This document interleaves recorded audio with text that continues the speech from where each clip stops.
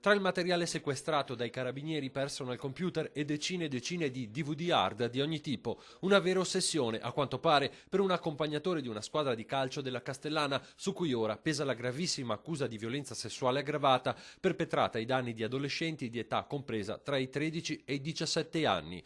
L'uomo, un quarantenne padovano, dava una mano come tuttofare presso una società calcistica della Castellana, una società dove, a volte il caso è davvero beffardo, operava tempo fa un massaggiatore ottantenne condannato l'anno scorso a 7 anni di reclusione per aver abusato di altri baby calciatori.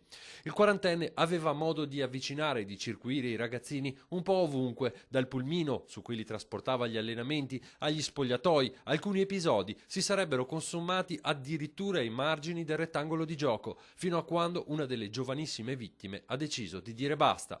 Un giovane non si è neanche aperto con la famiglia, ma ha ritenuto di aprirsi con i propri insegnanti, e i propri insegnanti sono quelli che poi si sono rivolti all'Arma dei Carabinieri per dare un po' la schiusa di questo fenomeno che si stava verificando.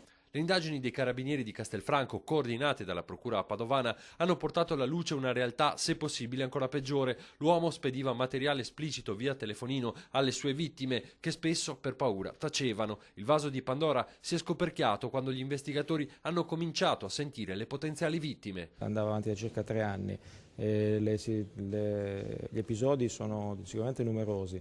Adesso cercheremo di verificare quanti ce ne sono stati, anzi eventualmente invito coloro che dovessero essere a conoscenza di episodi non a noi noti di farsi avanti e di parteciparceli. L'uomo ha ammesso le sue responsabilità davanti agli inquirenti, ai quali avrebbe anche chiesto di essere curato per i suoi atteggiamenti perché si ritiene malato.